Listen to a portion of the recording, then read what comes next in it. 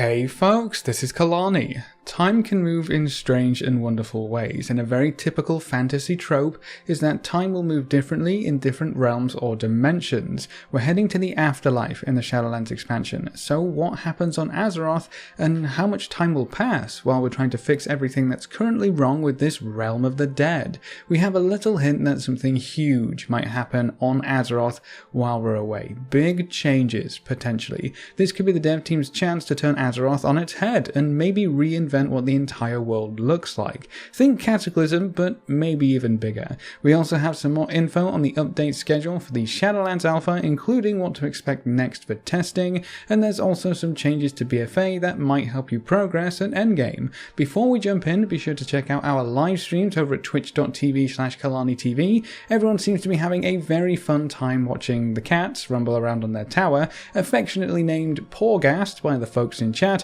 and of course watching them get excited for treats. I am starting to wonder if they've maybe stolen the show at this point, but I guess that was only a matter of time. We go live every Tuesday, Wednesday, Friday and Saturday at 12 PM PST, so I hope to see you there. Let's get the big one out of the way first. In a recent interview, Ian was asked a very interesting question. Does time pass differently in the Shadowlands versus on Azeroth? Apparently, it's complicated. Now, I don't know about you, but anytime the answer is complicated, that usually means something along the lines of, we're playing about with an idea. We're not too sure exactly how it's going to work, but if we say almost anything, we're going to spoil the entire plot point. There isn't a fixed amount that he could give us, like it's 3 times faster or 10 times faster, but it's more chaotic, which means we might see larger spikes of time dilation depending on what's going on in the Shadowlands. Maybe when we fix the whole machine of death, defeat the jailer and Sylvanas and free all those poor unfortunate souls, we break something relating to time. It doesn't really matter what triggers it. What matters is that we've just been given a huge hint that we might come back to a very different Azeroth than the one we left. And the icing on the cake, what does this mean for the players? We'll have to see when we come out at the other end.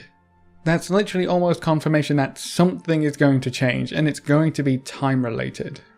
I wouldn't be too surprised if the last patch of Shadowlands has us coming back to Azeroth only to find out that we missed out on a good chunk of time. Will it be 10 years in game? 20? 30? 50? 100? Who knows? They can use this opportunity to do almost anything they want to the game going forward. They could plug up story plot holes like Night Elves finding a new home, seeing as someone, not sure who, but someone burned down their last treehouse. Not very nice, that. Old enemies could be crushed into dust, new enemies could rise. Honestly, anything could happen. This could be a big reset for the story as a whole, and could even allow for the introduction of something as crazy as a Warcraft 4 game. That's like super crazy, way out there, fringe idea, but the potential is there. Something that I know has been brought up time and time again, especially after Legion ended, was a comic that showed Anduin as an older man. To find this again, I literally googled Anduin old man comic. Boom, right there is the first result. Prophet Velen and Anduin are in what looks like the Exodar, or a ship similar to the Exodar. Velen actually calls Anduin High King Rin, so clearly he's still in some state of power or command. He is an old man in this comic, so time will have had to pass at an accelerated rate to make this comic a reality in-game. They're talking about one more battle to fight, the last battle, and the light versus shadow. We could end up in a Void expansion. That would certainly explain the shadow, and we have a few options as to how that pans out.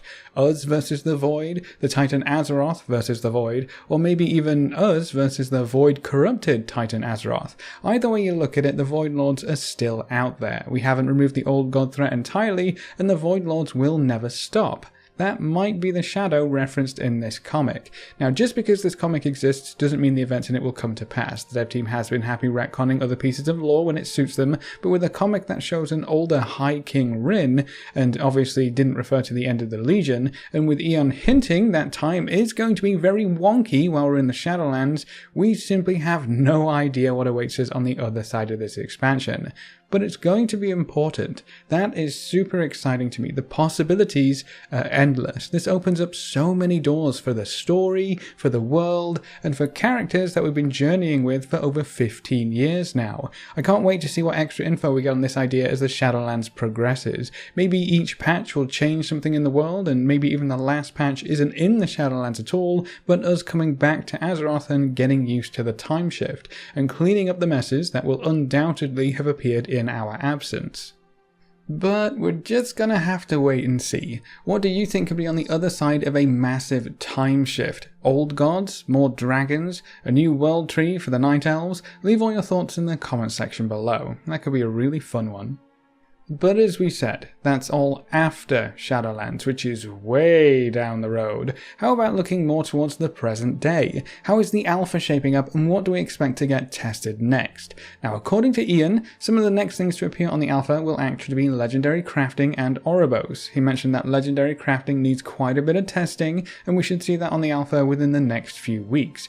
If you haven't heard too much about legendary crafting, it sounds like Torghast will be very important in that overall process. We can find items and scraps throughout Torghast that will help us empower items with legendary effects, and we'll be visiting a chap called the Runesmith who will help us with the actual crafting. The Runesmith might be located in a separate room off the side of the new Torghast starting area, but that hasn't been fully decided upon yet. What we do know is that this Runesmith was responsible for crafting Frostmourne and the Helm of Domination, so he must be pretty savvy when it comes to smithing and creating items of great power. Let's hope he doesn't botch our legendaries then. We also know that crafting professions will play a very important role in legendary crafting. You might be able to upgrade an item to be legendary in Torghast, but you're going to need the base item first. That base item will dictate what slot your legendary will occupy, and it's also something you can choose, but you will have to craft that base item with a profession, or at least purchase it from someone who crafted it with a profession. So plate legendaries need an item from blacksmiths, cloth legendaries need an item from tailoring, jewel crafters can even make an item for legendary rings and necklaces, so it looks like most slots will be covered. The only exceptions are weapons and trinkets from what I've seen, and legendaries in Shadowlands are just shaping up to be very interesting in general. It's a great approach to endgame gearing. You can only equip one to start with, we do know that, but you will be able to choose the slot it goes in, the effect that it has, and even the secondary stats. So pretty much everything about your legendary will be tailored to suit your specific wants and needs. This isn't like Legion where you're relying entirely on RNG to gift you the best legendary. You can make your very own best legendary, and you can work towards exactly what you want right from the get-go in Shadowlands. That is incredibly exciting to me. The other major update to the alpha is the addition of the Oribos zone. We should see that pop up on the alpha sometime this coming week actually, so if a build goes up on Tuesday or Wednesday, that's probably the Oribos build. I am very much looking forward to being able to walk around the place instead of having to rely on far-sight sneakery. It looks like a fairly small hub when all is said and done, but everything will be here. An innkeep, a bank, various NPCs of a shady nature, storytellers, portals, a big beam of anima souls that seemingly goes nowhere, you know, the usual expansion hub commodities. Even though it looks a bit small, I think Oribos looks fantastic from what we've been able to explore. If you're curious about how Oribos will be tied to Azeroth, wonder no more. According to Ian, Bolvar will be our bridge from the realm of the living to the realm of the dead. That means anyone who can't open their own interdimensional portal back to Orgrimmar, or doesn't have their Hearthstone set outside of the Shadowlands, will need to take a trip back to Oribos and talk to Bolvar to get back to Azeroth. We're not 100% sure how the zones will be tied to Oribos, but we think it's going to be portals. That makes the most sense, what with all of the zones being their own little pocket of the afterlife, and we found an area for portals while snooping around Oribos, so there's that as well. It sounds like Bolvar will be our guide in the afterlife as well, giving us information as we quest through the different zones and hopefully keeping track of all our accomplishments as the patches unfold. You know, killing the jailer, all that jazz, hopefully we get credit, and Bolvar actually maybe tells us the story of what's improving in the Shadowlands. You know, if we do something in Revendreth, which is where the first raid is, maybe things get better in Revendreth, and you know, the world actually changes as we progress progressed. We'll have to see. He will also play a very important role in the pre-patch, something else that a lot of us are very excited for, if for nothing else but the leveling changes. Sadly, we don't have any extra info on the pre-patch or its release date, and it's not even finished from what we last heard, but that will probably get tested way down the line. And then the last little piece of info that we have for right now is a new buff coming to replace the impressive influence rep buff. Our current buff to reputation gains will end, and there are no plans to extend it like the experience buff was extended indefinitely until the Shadowlands pre-patch. So I guess if you didn't take advantage of the rep bonus, or you just weren't in a position to make use of it, that's a bit of tough luck. It will end after this reset. No more rep bonuses after this Tuesday.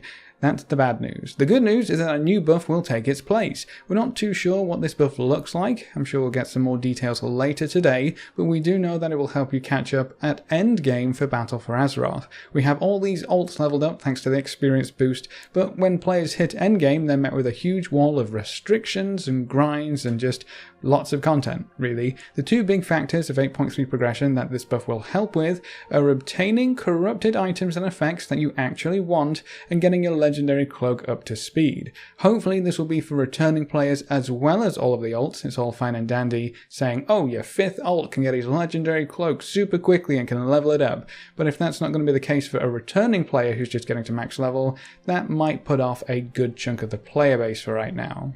There are a lot of returning players getting to max level right now. They need some love as well. This could take the form of a corruption vendor, or new ways of obtaining corruption effects that you can apply to items of your choice, and on the legendary cloak side of things, I wouldn't be surprised if they either increased the number of pages you can get from any type of bonus objective in Horrific Visions, or just allowed all pages to drop from all bonus objectives to make the last leg of that upgrade quite a bit quicker. We should see some more info about this later today, or at the very least tomorrow, including a date when we can expect the buff to go live. It could go live this very next reset and just outright replace the rep buff. You know, rep buff goes down, this big new buff comes up, so just keep your eyes peeled.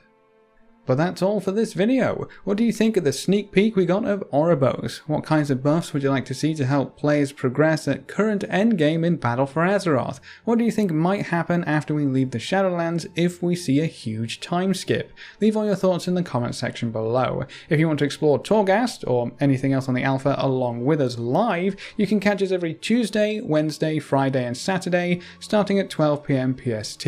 Stopping by the stream and saying hi is a fantastic way to support us and everything we do on this channel, and you can even get your name at the end of every YouTube video if you subscribe over on Twitch, even if it's the free subscription you get with Amazon Prime. It's up to you, but I'd like to say a big thank you to everyone who has already subscribed on Twitch, and of course our supporters over on Patreon. You can see their names floating by on screen. If you want to join these lovely guys and gals, a quick sub on the Twitch channel is the fastest way to do so. Remember to leave a like just below the video before you leave, and if you want to see more, make sure to subscribe. But apart from that, thanks for watching folks, good luck and have fun, and as always I will see you next time.